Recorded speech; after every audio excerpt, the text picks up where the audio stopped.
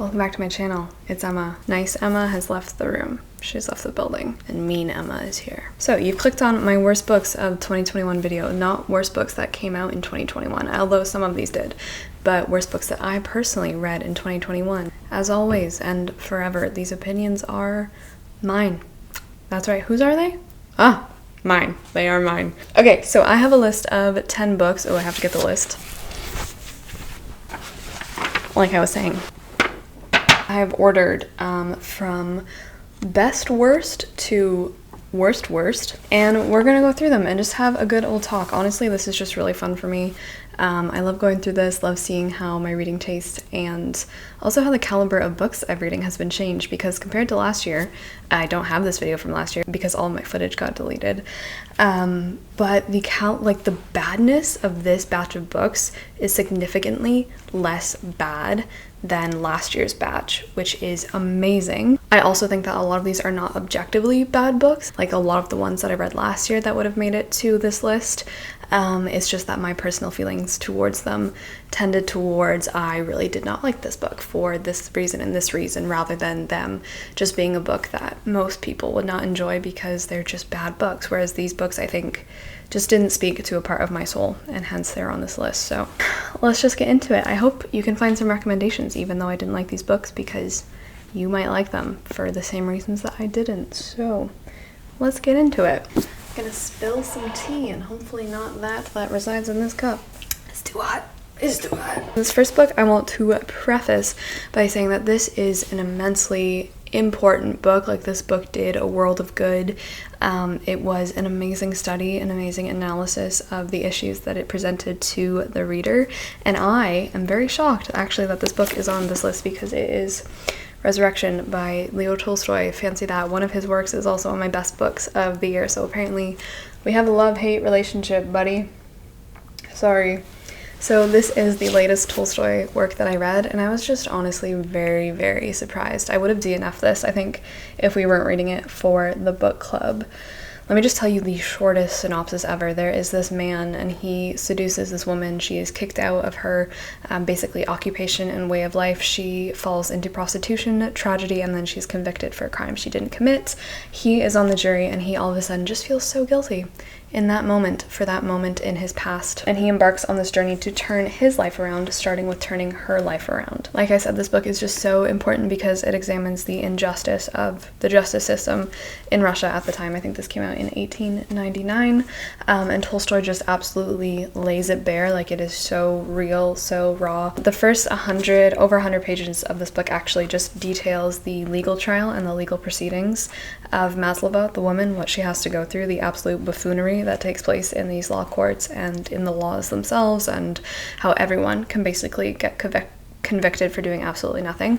But just the way it was written for me is just so absolutely dry. I would read this before bed and just end up falling asleep. This was absolutely a slog. I found it extremely dry. I missed all of that Tolstoy verve and that life. I feel like it's not in here, and there's a reason it's not in here, but for me, I would much rather read a non-fiction work that presents me with all the same information. And then by the end of the book, just the conclusions that he draws was just very not a fan of, and I just found this extremely repetitive, and again, that is its goal. So I think this is a super solid study, a super solid analysis, a very important one, but one that I just did not enjoy reading and did not feel a super emotional connection towards at all. This is, of course, at number 10, so I gave this 2 stars. I am happy that I read it, but on the enjoyment scale, bottom. Coming in at number 9, we have A Conjuring of Lights by V.E. Schwab. This has been all but erased from my mind. I started 2021 off with the goal of just taking it really slow with my reading, and I kind of have, but I've almost read the same number of books as last year, so probably not. But this one I started in January. This is the final installment in the Shades of Magic series, which is basically this fantasy world where there are parallel Londons, and we follow Kel, who is a smuggler who has this super fancy coat, which means that he can travel between Londons. This third installment was just absolutely so sloppy, and more than that, just felt so extremely lazy. I really loved the second book most of all. I kind of enjoyed the first one. I do not think it is worth the hype, but this third installment was it just felt absolutely criminal. The way this was penned and the decisions that our characters made, it lost all of the charm of the world for me. The plot was extremely juvenile. This book was also so long. The audiobook was around 18 hours, and I'm really not sure for what. I thought this had a lot of lazy character motivations, a lot of lazy writing. The stakes never seemed as high as they should. The villain was, in my opinion, not a very good villain, and like I said, the plot was just so circuitous. Is that how you say that word? I don't know. Very circular. A lot of circles going on. And I just really started to detest all of the characters, actually. Especially Lila Bard. To me, this was just a really awful way to end a trilogy, and I wish I had kind of just left it at the second book. So if you are hesitating continuing on with the trilogy, maybe just leave it where you are, and maybe that's the best ending you can get. Number 8. What is number 8? Oh, I have never received, it's not necessarily hate, I wouldn't call it hate. I've never received so many people telling me that I am wrong, or that I didn't get it, or, you know, just went over my head or something when I talked about this book in one of my videos. But here it is again. Number 8 is The Alchemist. Oof. I have known of this book for so long. It's extremely famous, and this book seems to be extremely polarizing as well. People who comment on my videos either like worship this book like it is their own personal god, or have literally no idea why it's as popular or well loved as it is, and I fall on that side for sure. To me, this book resembled like this muddling mashup. If you like rated your grandmas and your grandma's friends and maybe that one weird aunt you have who really likes to crochet, like all of their pillowcases with inspirational sayings or little plaques that they hang above their toilets saying, oh, live, laugh, love, laugh, live. Life is about the journey, not the destination. It's like if you took all of those little crocheted super cliche sayings and then just all of a sudden bound them into a book. That's what The Alchemist felt like to me. The plot for this is also vaguely abstract in my mind right now. I read this a while ago, but I know that we're following a young shepherd boy, and essentially he is told that his treasure, and also potentially maybe a part of the purpose of his life, I believe, is in Egypt. Under the pyramids, like at the base of the pyramids, a little bit like underneath in the ground. He's got to dig it up. So he decides that he is going to abandon his flock and obviously go in search of his treasure, because it's freaking treasure, man. We follow him on his journey to the pyramids. Along the way, he meets a number of different people. There's this super cliche love story, and at the end I was like, okay, that's very nice and all, but I did not like this. To me, this book just felt like a little bit delusional, or as if the whole substance of the book was just basing itself off of a lot of trite sayings. I think the morals it worked into its story was maybe not its strongest aspect. The writing to me was just sometimes a little bit laughable, the way that people would speak, because again, they just spoke in like Pinterest board quotes, which was just a little cringe at times, I think. But anyway, I was really excited for this book because clearly it's like this massive worldwide phenomenon, but at the end of the day, it's a no from me. Okay, number 7. A lot of these really pain me. It is a book that I bought. One of you guys actually sent this to me on Instagram, like you DM'd me. You're like, oh my god, Emma, you need to read this. And thank you so much, because you are right. This is a book I would buy, and so I bought it.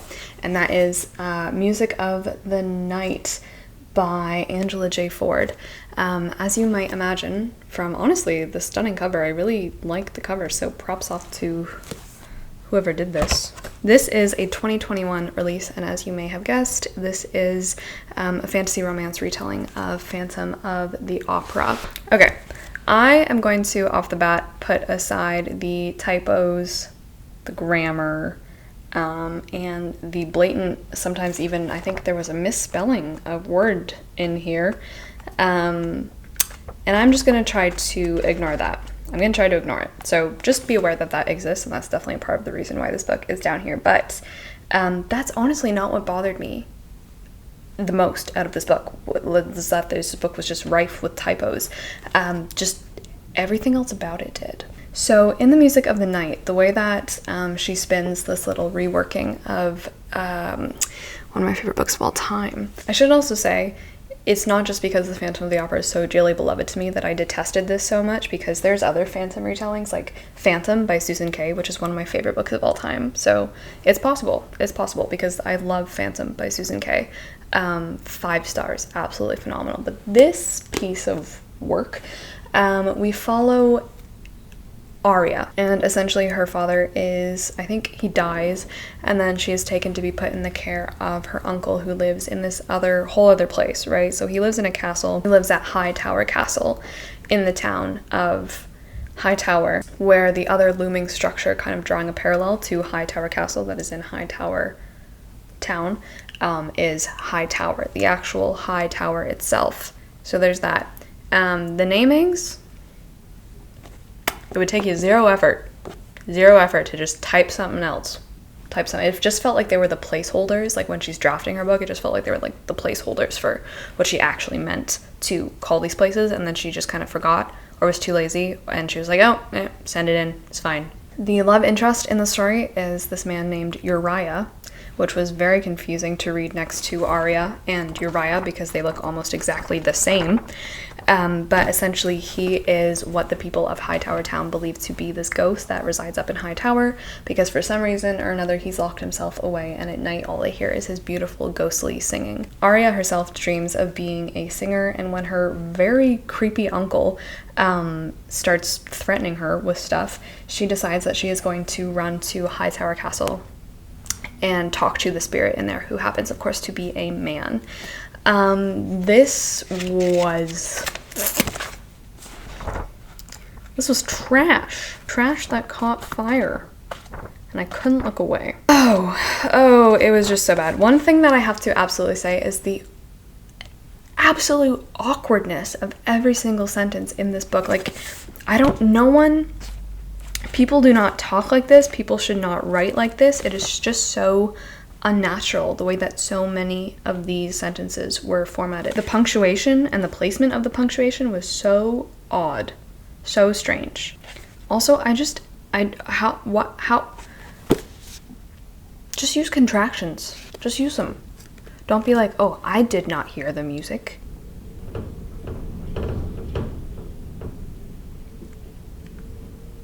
Okay, I'm sorry. The smut in here was actually so disappointing, and like, you ruined it. You ruined the whole mood. You just ruined everything. No, thank you. Just the plot, the pacing, the people. What's next? Oh man, do I have to do this?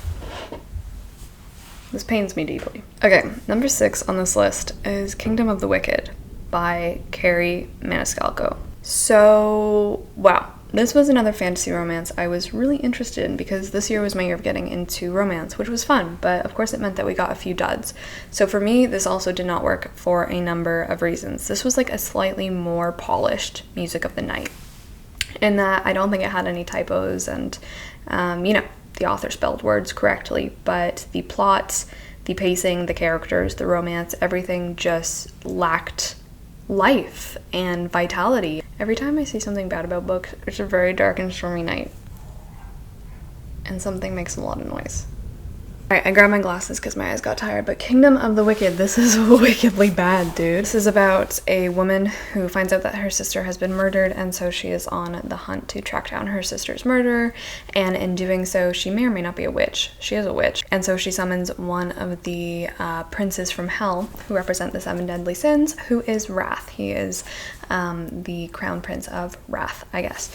But everything in this book was just done so poorly, in my opinion. The execution, the pacing, every single scene seemed like it had to be the exact same length, which was far too long than it should be or it needed to be. Every single scene seemed like it dragged on and on and on for about like I said, the exact length of time, only to present you with that one piece of information that you needed at the very end. Also, for a lot of this book, I don't know if it was just me, maybe I was just dumb, but I really did not understand what time period we were set in. Like, I was fighting with myself the whole time to figure out whether we were set in Italy in present day or Italy in medieval period.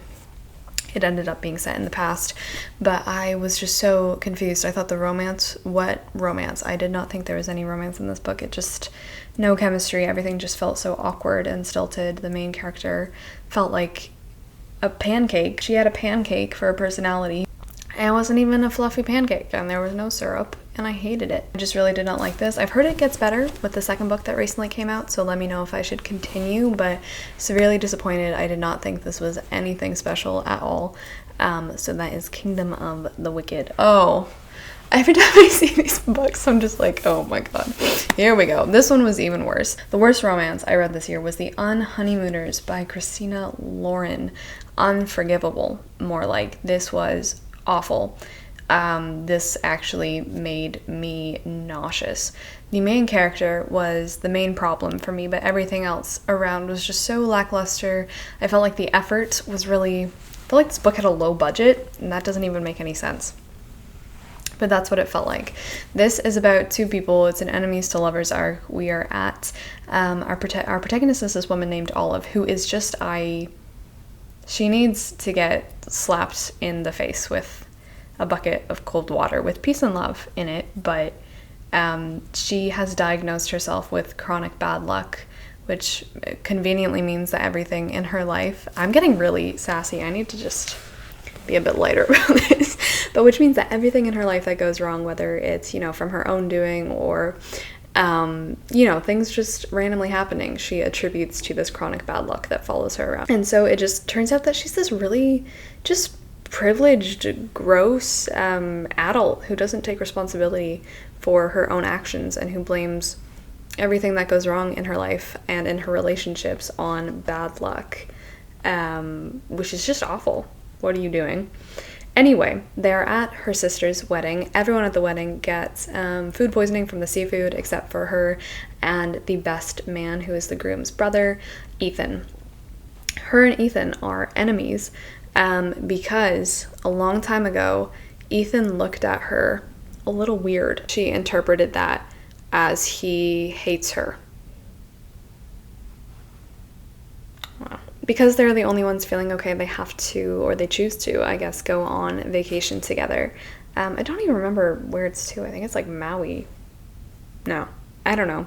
Anyway, what I wanted out of this book was a fun vacation time. I read this in the summer hoping for some really magical vacation vibes. I read it while I was on vacation and I hated it. Got none of the lush, amazing vacation tropical vibes that I wanted. I felt like there was zero effort that went into the creation of this atmosphere. I feel so jaded right now. I just need to get these books out of my system. It was really cringy. Olive, I just hated Olive with a passion. Like, just that. You are delusional. You are delusional. Take a step back. Look in the mirror. What you do, you are responsible for. I really also hate in romances when there's miscommunication for no good reason. And as well, I just really did not like the whole plot of this book at all or anything about it. So I don't think I'll read another Christina Lauren book because I can just tell I think that their style isn't for me. But that was The Honeymooners. I would divorce this book. So number 4. Oh no, I'm sorry. Number 4 is The Ocean at the End of the Lane. I actually think this probably should rank higher than The Honeymooners. What have I done? Let's pretend this ranked higher than The Honeymooners now that I'm thinking about it, actually. But I just really did not like this book. I read this pretty early on in the year. I have adored Neil Gaiman's middle grades, Coraline and The Graveyard Book. But his other books, Neverwhere, which I read last year and did not like, along with The Ocean at the End of the Lane, really did not like this one. Really did not like this one at all. This one was sent to me by Michael. Thank you so much, Michael. I don't know. I think one of the reasons I didn't like this book was because it felt like he was very deliberately trying to write a children's book for adults, and it came across to me in all the wrong ways. Like, it just came across very condescending. This is about a man who goes back to his hometown for a funeral, I think. And when he's there, he starts to fall into his memories of childhood. And he's drawn to the farm at the end of the road where, when he was 7, he encountered a girl named Letty Hepatitis Hempstock. I also listened to the audiobook that he narrates, which I think was a mistake, because there's just like this weird, I say it every time, and I've heard a lot of people agree with me, so I know it's not just me, but it's just this weird air of arrogance in that, oh, I'm gonna unfold this sentence, which is like maybe vaguely Dickensian, or like, ooh, I've said something a little weird, I've said something a little odd, and that's gonna make it great. I can just like see him. I can see him so clear. It's like I'm reading the book, but what it feels like is happening is that I'm watching him write it, which I think a lot of people would like, and it's something really hard to articulate. It feels like he is looking at me the whole time I'm reading it, like, oh, did you like that? You like jazz? And I'm like, no. I do like jazz. I felt absolutely no connection towards this at its heart. I just found it very boring. I see it, right? I get it. I see it. I understand it. I see the monsters, because there are weird monsters in this book. There's a lot of fantastical elements that this child, like in his memory or in his mind or whatever, is facing. And I see it. I see the metaphorical levels. I see the paths and the lanes of memory that this book is operating on. I see this revolutionary friendship he had when he was younger that he's remembering.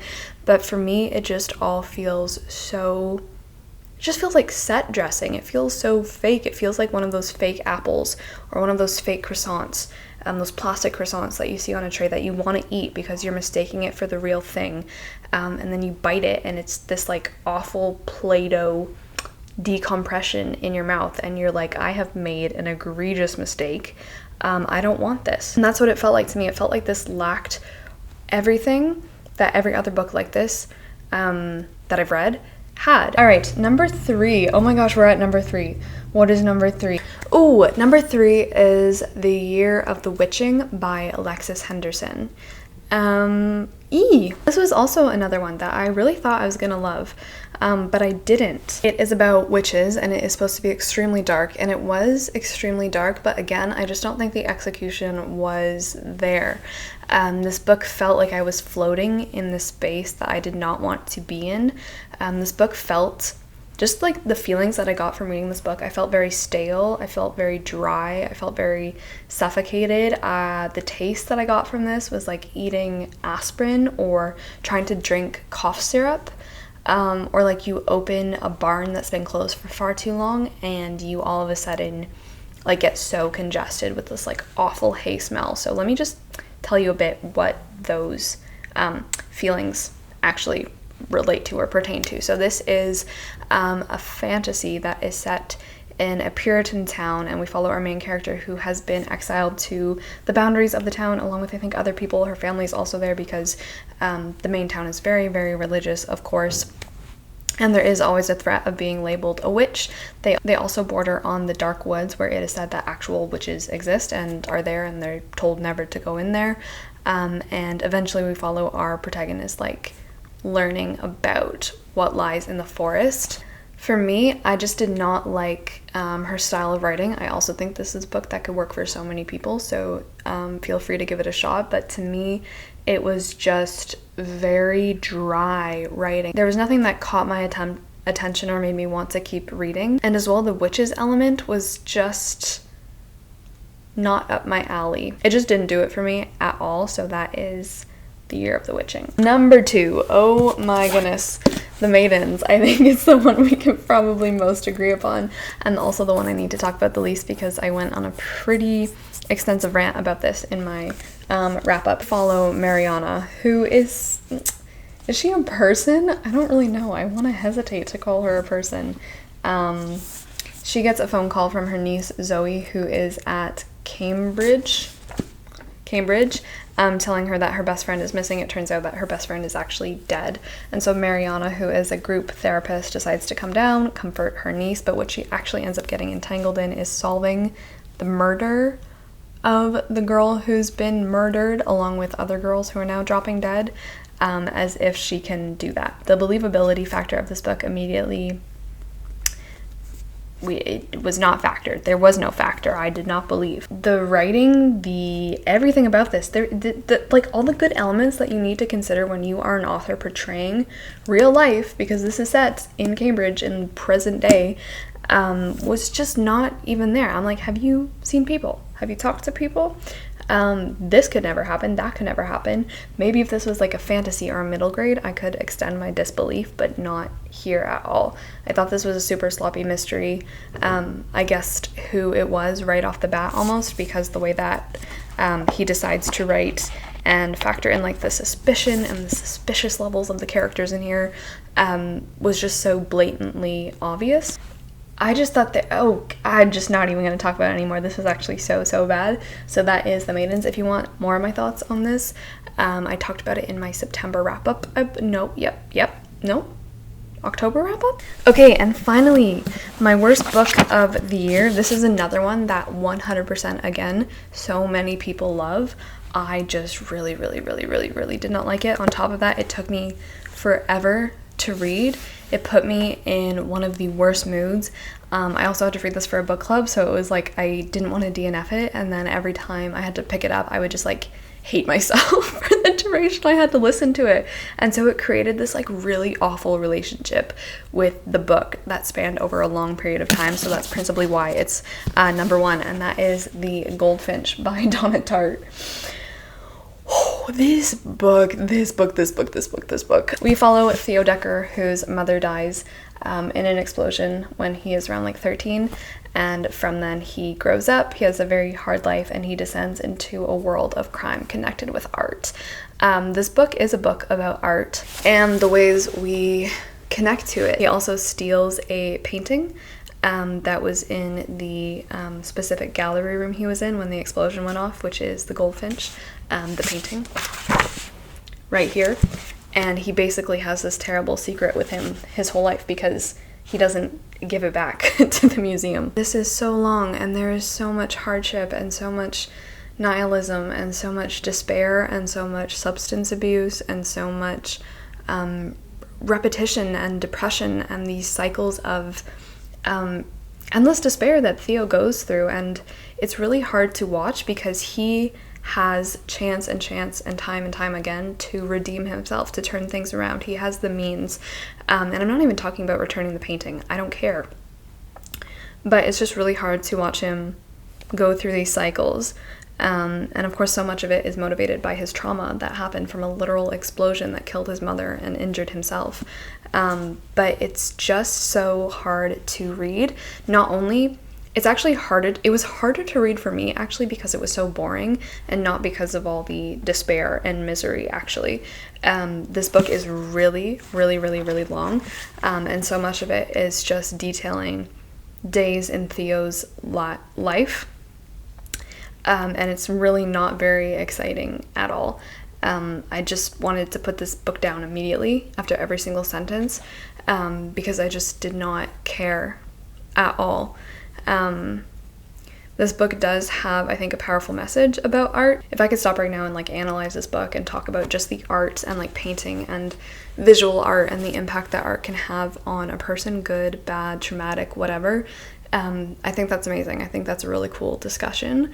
But when it's wrapped up in a book like this, a book that's written like this, a book that is so detail oriented on every single thing that is happening in an environment, in a landscape that is almost hostile to the reader, I don't want to read it, especially when I'm not drawn in. I could care less what happens to our protagonist after he makes his 50th worst decision, and at that point it's just like, okay, I just don't want to go on him. I just don't want to go with him on his journey anymore because I don't care. This book is also peopled with awful people mostly, and there are so many books I've read where every single character is unlikable and I'm in love with them. But what really got me about this one was just Donna Tartt's writing. I will definitely be unhauling this one. It just absolutely takes top spot because I just had a really bad relationship with this book, and for me this book is not a depiction or a reality or a relationship with art that I want to negotiate or that I want to have. And obviously that's not going to affect my rating of the book or my feelings towards it really. But just to read about it was really draining, really drained you of life. And that is a talent. But for a reading experience, for my enjoyment levels, and also just like the plot of this book, the characters, just like everything about it. I've seen a lot of critics and definitely a lot of critiques of this online, and I really do 100% agree with everything they're saying, because this just feels sometimes like a very sloppy, bumbly mess of a life where lots of unbelievable things happen, actually. Alright, so those are all of my worst books of 2021. Thank you so much for watching. Please let me know your thoughts. If you love these, I'd love to know, like, I would just love to know. I'm really happy if you guys enjoyed any of these books that I detested, and I will of course have my best books video coming. So thank you so much for spending a little cozy night with me. I'm very tired, and I'm very happy to have gotten through all these books. So until next time, thank you so much for watching. Let me know what your worst book was of the year as well. I'd be very interested to know. So I hope you're doing so well. Ciao.